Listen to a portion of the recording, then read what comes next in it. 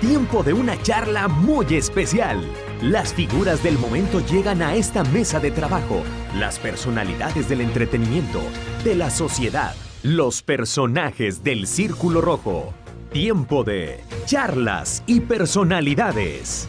Charlas y personalidades.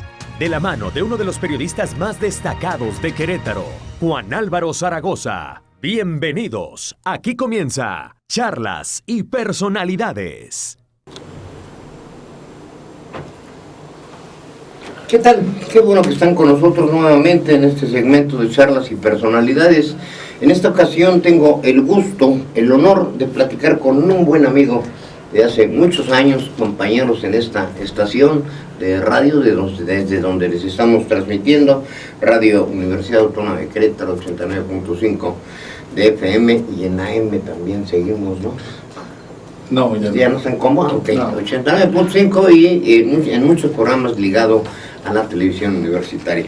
Bueno, pero aquí el asunto es platicar con nuestro gran amigo Agustín Escobar Ledesma. Él es autor de 15 libros, tiene 15 títulos publicados, 15 trabajos que han dado a la luz. Imagínense lo que es eso. Vamos a dar, como es costumbre en este programa, una breve sembranza. Agustín Escobar Ledesma es nacido en La Piedad, aquí en el municipio del Marqués, Querétaro, muy cerquita, Agustín. Sí, ya está conurbado. Definitivamente, así es. Él es periodista y escritor, autodidacta, productor aquí en Radio Universidad Autónoma de Querétaro. Tiene su propio programa, el de Suave Patria, porque sin cultura no hay país. Es colaborador de la jornada semanal. Fíjate, ya es un muy buen nivel en el ámbito cultural, en la prensa nacional, Agustín. Sí, el maestro Hugo Gutiérrez Vega me hizo el honor de invitarme. Nuestro embajador itinerante, en paz descanse, pero representativo de muchas generaciones y una gran cultura. En La Voz de la Sierra, de nuestro buen amigo el profesor Benjamín, ¿no? Exactamente. Benjamín, un saludo a Benjamín hasta la Sierra, de Tribuna de Querétaro, que es el periódico semanal aquí de la universidad. Diálogo Universitario y Nuestra Aparente Redención. También él ha tenido un galardón importante, es el Premio Estatal de Periodismo Querétaro 2000 y 2001, y la Medalla de Honor al Mérito Periodístico Ezequiel Martínez Ángeles, otorgada en el 2016 por la 58 Legislatura de Querétaro. Agustín, muchas gracias por aceptar esta conversación. Gracias, Juan Álvaro, es un honor para mí estar contigo, por supuesto. Tenemos en la mano un libro que a mí me consta que a Agustín le ha llevado años llevarlo a cabo, porque es una investigación muy acuciosa y con un tema realmente muy sensible. ¿Dónde están los migrantes queretanos desaparecidos? Si te parece bien, Agustín, vamos de lo general a lo particular. En este momento la situación de los migrantes es un tema candente. Precisamente hoy, si no se hubiese arreglado esa situación, hoy lunes, estaría el país padeciendo los embates de los Estados Unidos con la aplicación de un arancel del 5% que hubiera desquiciado la economía de los dos países, no solamente hubiera afectado a México. Pero más la nuestra. Hay opiniones, Agustín, pero bueno, esto es al margen. La situación es que se cambia por ahí una situación de los migrantes por lo de los aranceles. Esta cuestión de los migrantes es algo que tú has atendido mucho. Insisto, vamos de lo general a lo particular. En los últimos meses, los últimos tiempos, hemos visto una enorme cantidad atípica de caravanas de migrantes, sobre todo hondureños, guatemaltecos, salvadoreños, de Centroamérica, por miles, Agustín. Esta situación es un producto natural de las condiciones que se viven en estos países, o es algo orquestado, o son ambas cosas. Pues pudieran ser ambas cosas, aunque recordemos que al inicio de la actual administración del presidente Obrador, él le dio la bienvenida a las caravanas de migrantes, Sí, que firmó, pudieran se haber firmó un sido, acuerdo, sí. pudieran haber sido orquestadas. Ujú. Tampoco lo sabemos, es difícil saberlo. Y eso pareciera que alentó a toda la gente de Centroamérica que vive en condiciones muy precarias y de extrema violencia a emigrar. Si el gobierno mexicano estaba dando las facilidades para transitar por su país, digo, pues si yo estoy en las condiciones de los centroamericanos, no lo pienso dos veces, me voy en una caravana porque están dejando pasar prácticamente gratis por el país de México, es decir, sin reprimir, sin que Con te todo, ocurra nada. la puerta abierta y está la pásale. puerta abierta, y así pasaron 3 caravanas, pero pues obviamente esta situación molestó, y yo supongo que con razón, a la administración del presidente Trump, que dijo, ¿cómo? Esto no puede ser posible. Es atípico, ya son Y muchos. dijo, ya, espérense, o así les va. Y por eso, pues puso sobre el escenario esta espada de Damocles, que es los aranceles a la economía nacional, es decir, las exportaciones Un nuestras a impuesto, Estados Unidos, un impuesto del 5% para Del empezar. 5 a subir Para hasta empezar. posiblemente al Y 18. después, espérense, porque pues les va a ir incrementando. Ante esta situación, la negociación entre el gobierno gringo y el nuestro, pues se dice que un triunfo de Obrador, porque no permitió, o porque evitó que los aranceles afectaran nuestra economía. Sin embargo, enseguida vimos cómo la Guardia Nacional se fue a la frontera sur, y cómo también se llegó a un acuerdo en el que en la frontera norte, todos los migrantes que ya están del otro lado en Estados Unidos van a ser retornados a nuestro país. Y eso pues fue el acuerdo, pero tampoco había de otra, Juan Álvarez. Nos va a costar, Agustín. Nos va a costar, Aparte. pero nos hubiera costado más, creo yo. Era bueno el asunto de los aranceles. Fíjate que hay un análisis que hace aquí el secretario de Desarrollo Sustentable, en el que dice sí, o sea, ninguna guerra comercial es recomendable. Cualquier guerra, los dos pierden, estamos de acuerdo. Pero dijo el prete, les va a ir peor a los norteamericanos, porque nuestra balanza comercial, aun cuando sea mayor, necesitan más nosotros de ellos que ellos de nosotros. Nosotros les exportamos mano de obra. Hay 30 y tantos, 36 millones, según el dato mismo que dio Andrés Manuel, de migrantes en Estados Unidos, que trabajan no como dijo Fox, denigrantemente, ¿verdad? Denigrantemente. Es que hay trabajos que ni los negros aceptan, o sea, no se trata de eso. Pero hay 36 millones de compatriotas, tan solo en Baja California hay 14 millones. Entonces, aparte la mano de obra, aparte de los miles de millones que representa el intercambio comercial, no te creas que les hubiera ido tan fácil, ¿eh? Siento que nos espantaron con el petate del muerto, Agustín. No supimos aguantar la presión.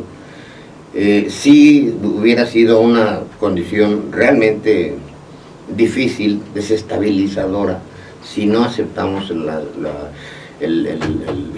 si no llegamos a ese acuerdo, pero creo que las condiciones fueron leoninas. Trump es un tiburón, es un tiburón, y obviamente saca los petates del muerto no solo a México, sino a China, a Rusia, a cualquier país.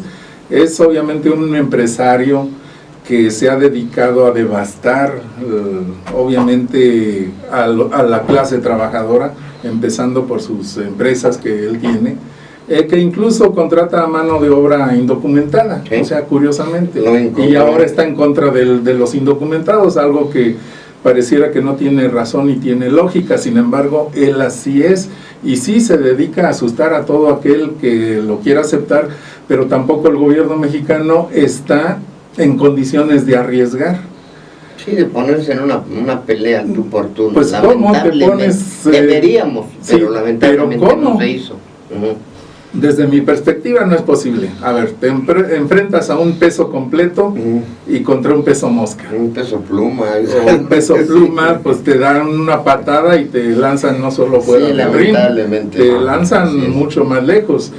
Entonces esto obviamente él lo ha estado utilizando y le funciona.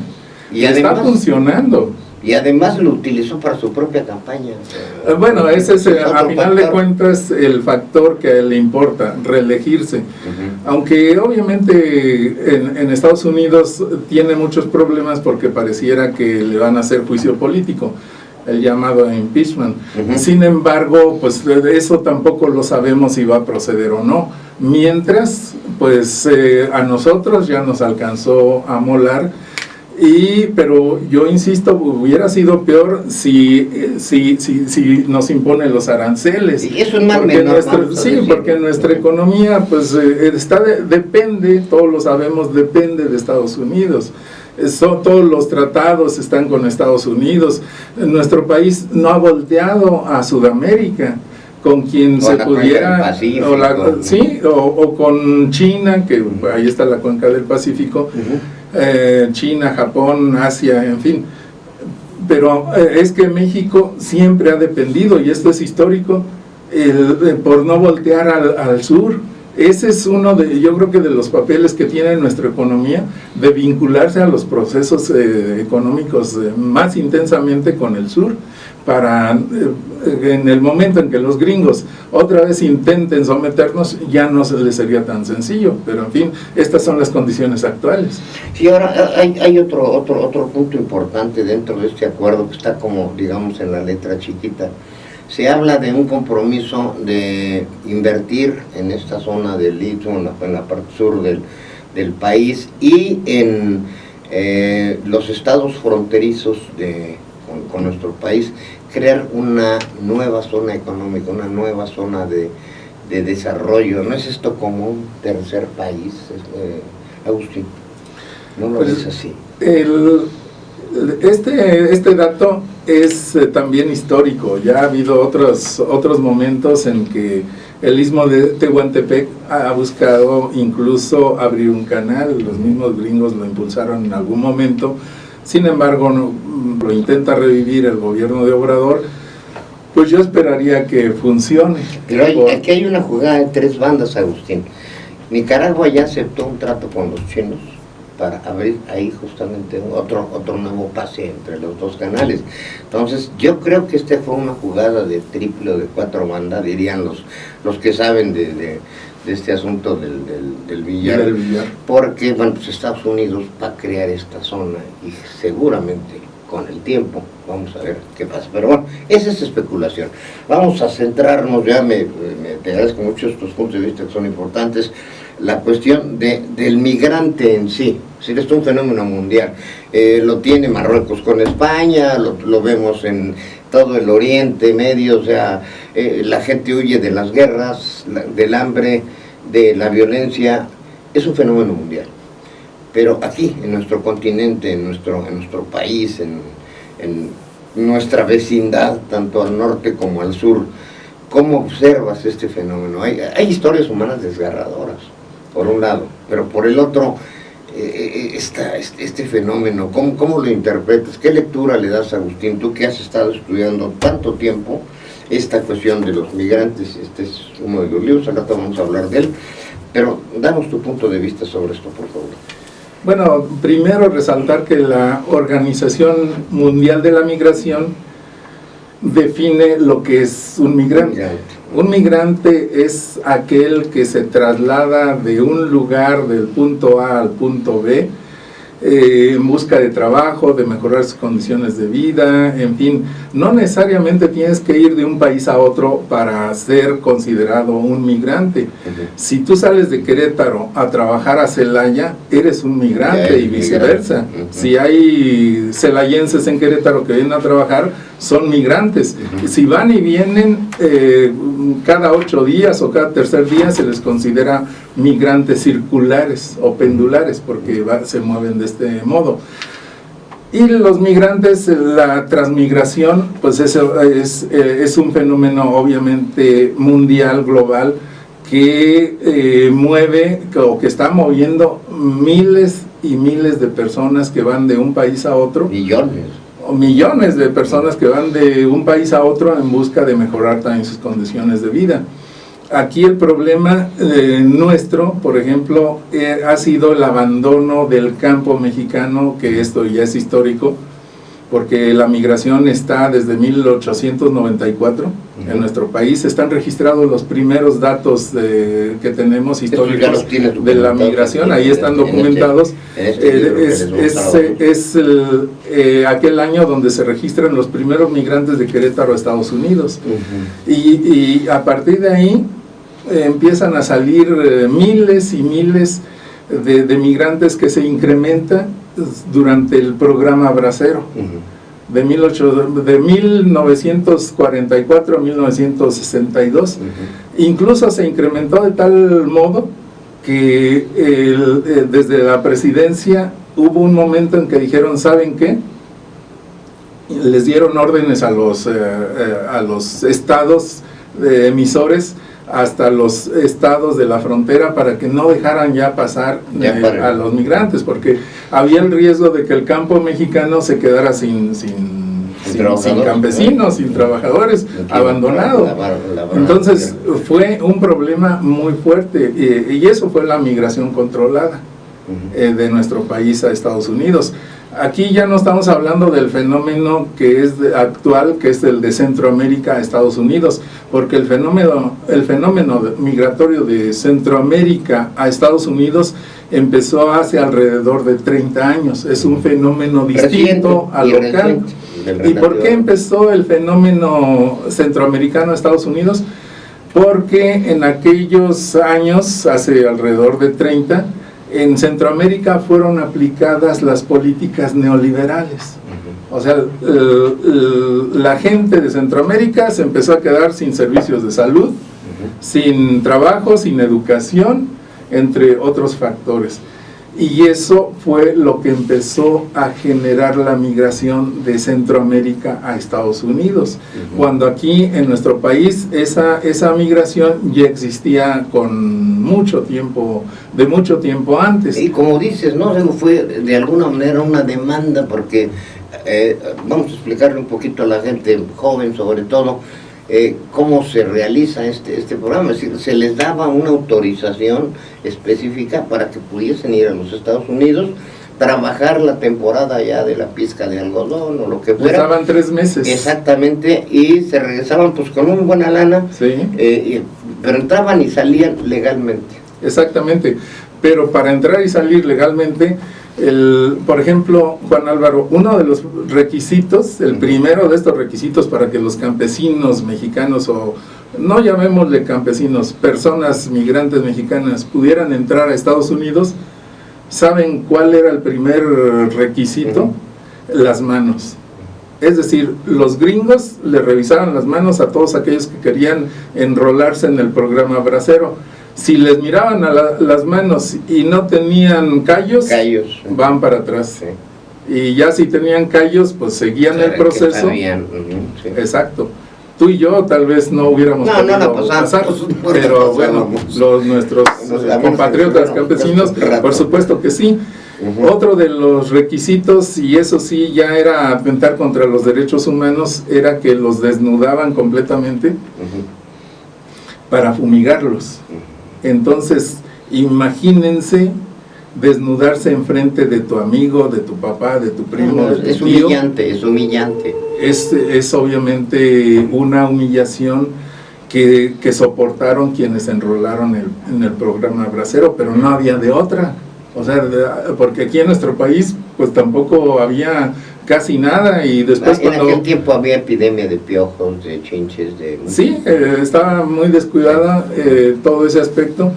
Y después esta migración, cuando se acaba el programa Bracero, porque en ese programa la mano de obra mexicana se fue a Estados Unidos para suplir a los gringos que se fueron a pelear en la Segunda Guerra Mundial. Después se acaba la Segunda Guerra Mundial, pero la migración no. porque la gente ya conocía el camino y seguía teniendo necesidades, y después también aquí aplican las políticas neoliberales, y esta migración se incrementa de México a Estados Unidos y se junta con la de Centroamérica. Entonces empiezan a juntar ambos fenómenos migratorios que van paralelos, y ahí va la bestia. Y ahí va la bestia, y ahí vemos tantos sacrificios humanos que ha habido en la bestia. Y problemas muy graves, sí. Y después, en el 2006, cuando Calderón le declara la guerra al crimen organizado, ¿qué ocurre? Que estas rutas migratorias que iban por la frontera, que es totalmente porosa, ¿sí? Cada a pesar una de que han estado construyendo un muro, aunque sea en cachitos, pero es como dices tú, totalmente poroso. Bush ya tiene más de 1000 kilómetros, desde Bush hacia acá ya tiene más de 1000 kilómetros construidos. Lo que está diciendo Trump no es levantar un nuevo muro, sino continuar el que ya existe. A los 3000 y pico de kilómetros. Exactamente, 3200. Entonces, estas rutas migratorias que les he trazado, que es a lo largo de toda la frontera, cuando Calderón le declara la guerra al crimen organizado, los cárteles del narcotráfico toman todos estos puntos de esa frontera porosa, y actualmente están cobrando los cárteles del narcotráfico $3,000 por persona para que puedan pasar por ahí al otro lado. En los túneles que hizo el Chapo. En los túneles, por arriba, por el río, por el desierto. Por cualquier lado. Por cualquier lado. También el crimen organizado ya lo... Esto se convirtió en un gran negocio para el crimen organizado.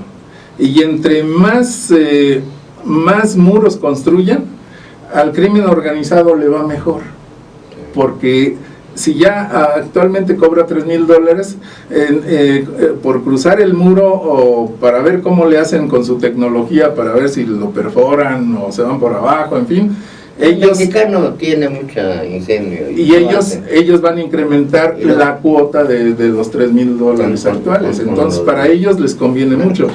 ¿Cuál sería la propuesta? ¿Cuál es la solución exacta? Pues ¿Qué coyunturas hay ahí? Lo mismo que ocurre en la Unión Europea. O sea, en la Unión Europea cualquiera de ellos transita de un país a otro, sin problemas, sin visas, sin nada. O sea, es una unión. Como la Unión Americana son varios estados, y van de un lado a otro sin que nadie los moleste. La Unión Europea hizo exactamente ese esquema. Dijeron, vamos a eliminar las barreras, y van a entrar mercancías y van a entrar personas y pueden ir a donde quieran. Aquí el problema es que con el Tratado de Libre Comercio que impulsó Carlos Salinas, dejaron pasar las mercancías, pero a la gente no. O sea, un Tratado de Libre Comercio entre Norteamérica, estuvo todo perfecto, pero para la gente no.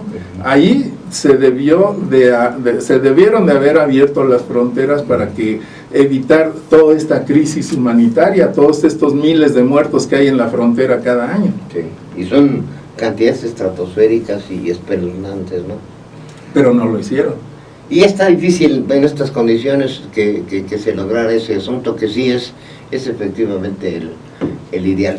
Ahora, vámonos al tema central que quiero ya abordar contigo, que es a nuestros paisanos, los queretanos. Bueno, antes de eso, sobre la migración, esta migración global, en esta época del programa Bracero precisamente, todavía tenemos unas secuelas. Hay mucha gente a la que no se le ha pagado, hay por ahí un rezago importante. ¿Cómo está esa parte, Agustín?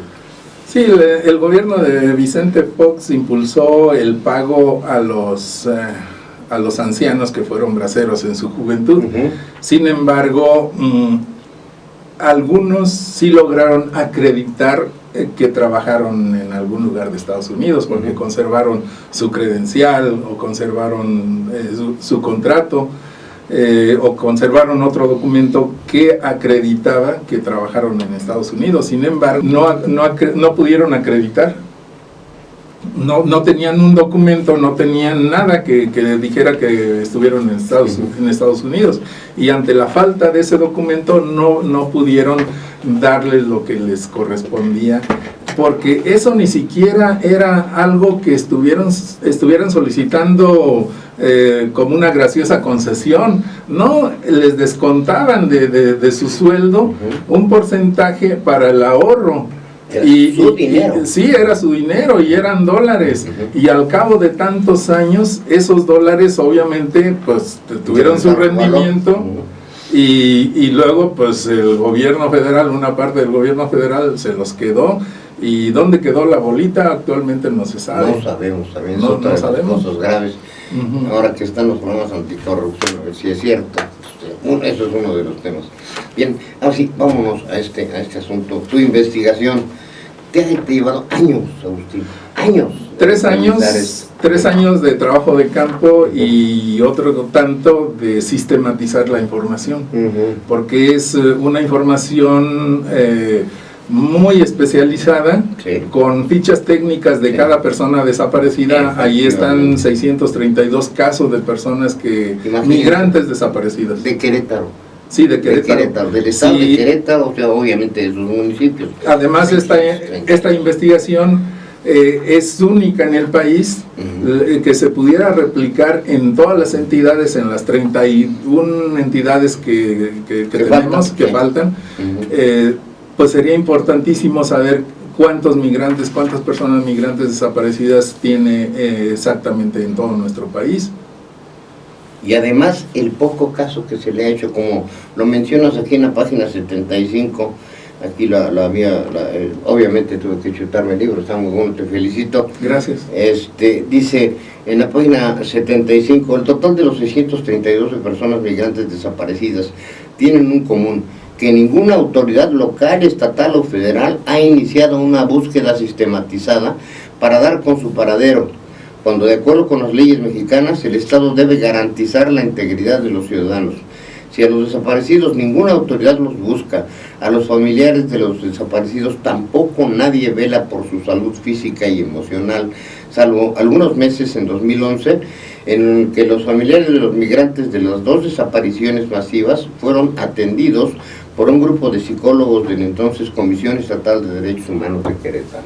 Este párrafo me parece esencial y resume mucho del trabajo que has hecho. No, ya, además de eso, de que nadie los busca, pues tenemos datos, por ejemplo, de que los migrantes queretanos en Estados Unidos, en 2018 enviaron aquí a Querétaro 660.2 millones de dólares. Ah, sí, las remesas también. Las remesas, y eso ya convertido a pesos, en un promedio de 20 pesos, son 13,000 millones de pesos anuales a nuestra entidad, Juan Álvaro. Sí. O sea, no es cualquier cantidad, es como la tercera parte del presupuesto anual de nuestro estado. Sí, y aún así ninguna autoridad está lista para atender a los migrantes, tanto aquí en nuestra entidad como en Estados Unidos.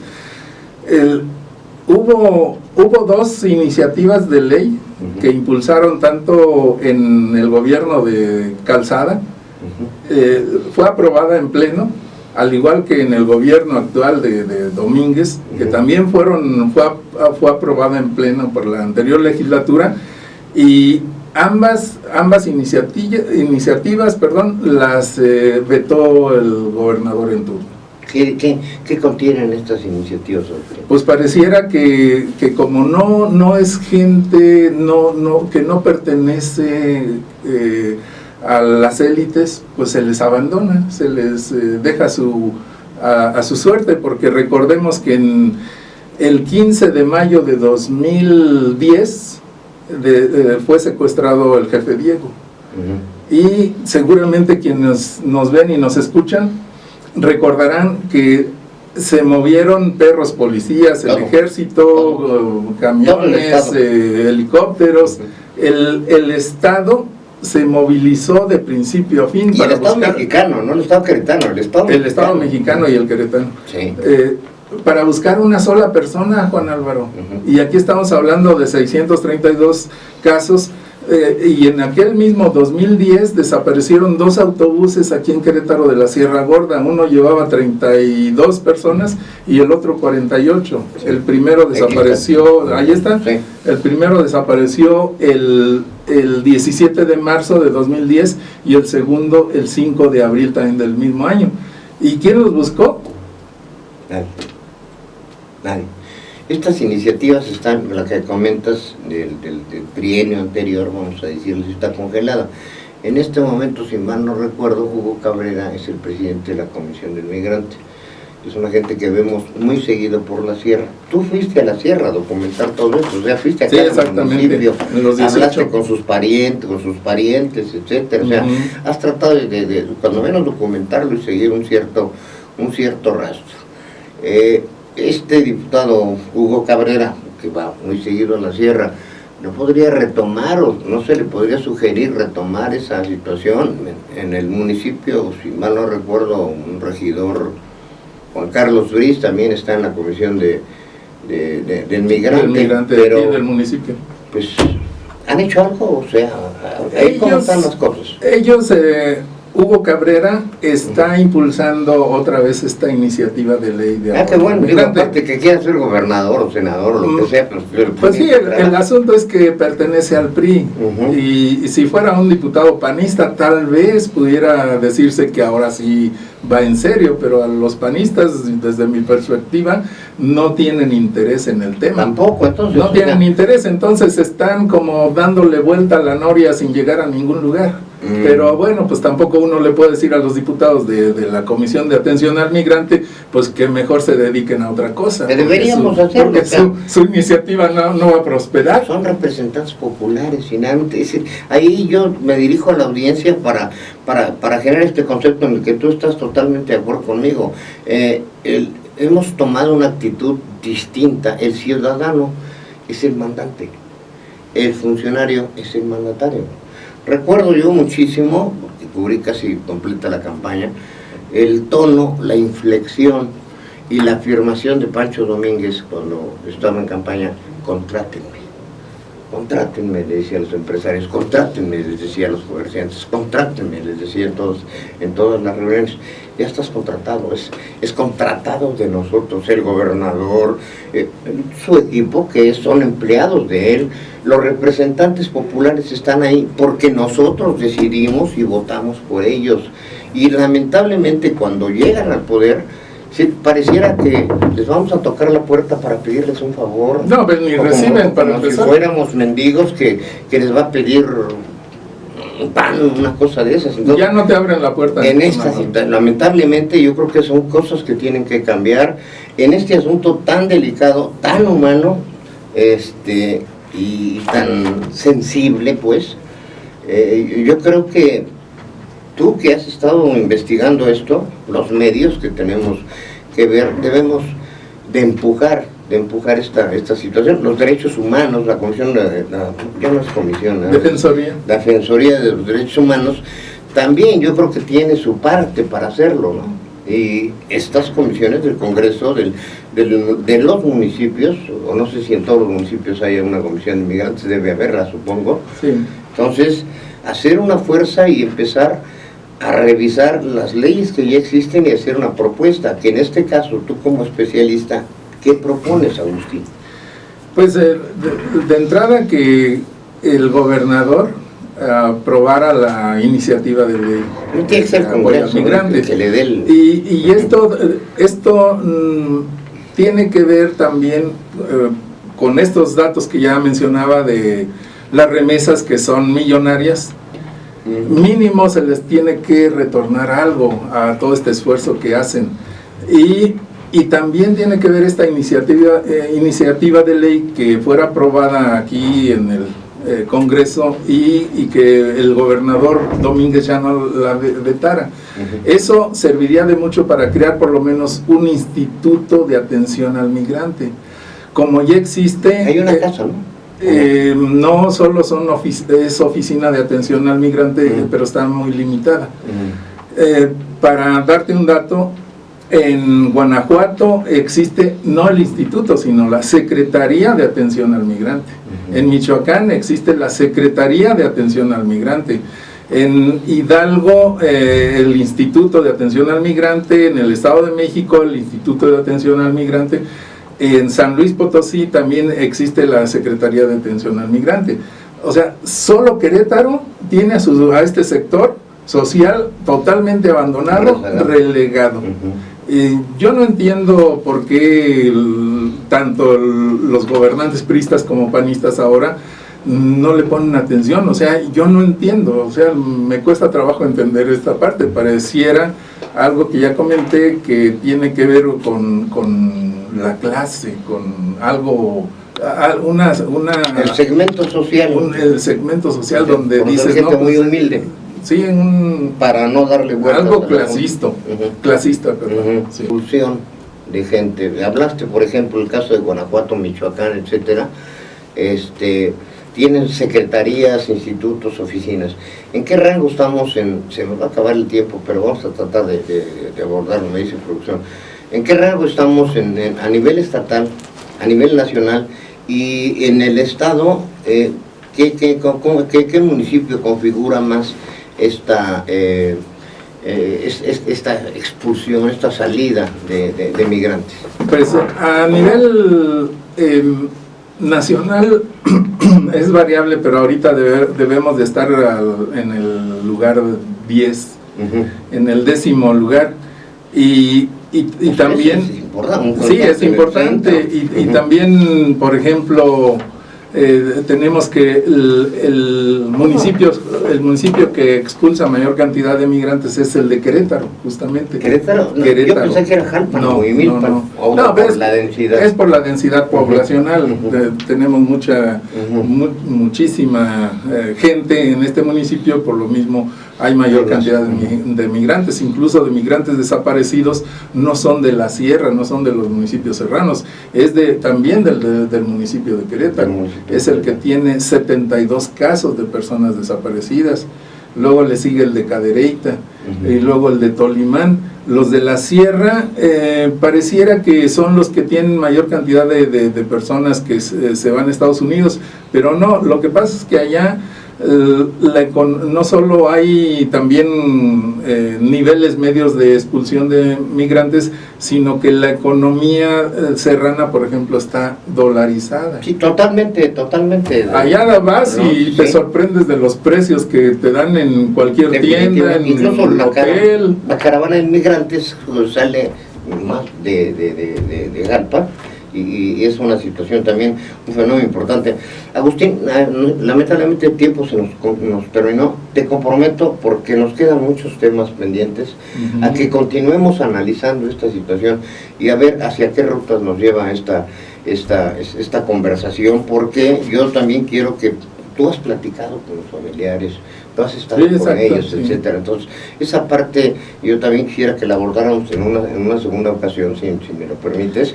Y en este momento, un minuto que nos queda de programa, que dieras un mensaje, un resumen, lo que tú gustes, y que aceptes el compromiso de que continuemos esta plática. No, pues con esa presión no puedo decir que no. No es presión, y frente a las cámaras y micrófonos, pues obviamente que voy a decir que sí. Es una petición. Por supuesto, cuantas veces tú me invites, ya sabes, cuenta conmigo. Es un honor. ¿Alguna idea que quieras dejar como reflexión para continuar la conversación en cuanto podamos, que la agenda lo permita? Y seguramente que este será uno de los programas que van a generar un mayor interés, porque, pues déjame decírtelo, periodísticamente yo le voy a dar un seguimiento, tanto con Hugo Cabrera como con el regidor Briz, y con otras instancias, las de derechos humanos y lo demás. Y entonces, sumar el granito de arena que se deba a este gran esfuerzo que tú ya has realizado por nuestros compatriotas, por nuestros paisanos, que vamos a ver qué suerte tienen. No sabemos si están perdidos, si están muertos, qué pasó. Por favor, usted. Pues sí, yo principalmente a los representantes populares les pediría que mejor se dediquen a otra actividad que realmente sea en beneficio de nuestra comunidad, y dejar de lado tal vez un poco lo de la iniciativa de ley de atención al migrante, porque no va a prosperar. O sea, ya Pancho Domínguez la echó una vez para atrás en la anterior legislatura, ¿y qué nos garantiza que ahora sí va a estar de acuerdo? Nada nos garantiza, o sea, tenemos todo en contra. Vamos a ver qué ocurre. Agustín Escobar Ledesma, escritor, productor de programas de radio. Es un gusto, y un amigo, sobre todo un amigo de hace muchos años. Es un gusto platicar contigo y nos vemos próxima. Gracias, Juan Álvaro. A la audiencia, muchas gracias. Nos vemos en la próxima.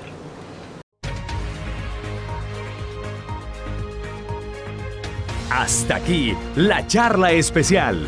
Hasta el próximo encuentro y conoceremos más de las personalidades que ocupan lugar en la sociedad, el entretenimiento, el Círculo Rojo, en Charlas y Personalidades, con Juan Álvaro Zaragoza.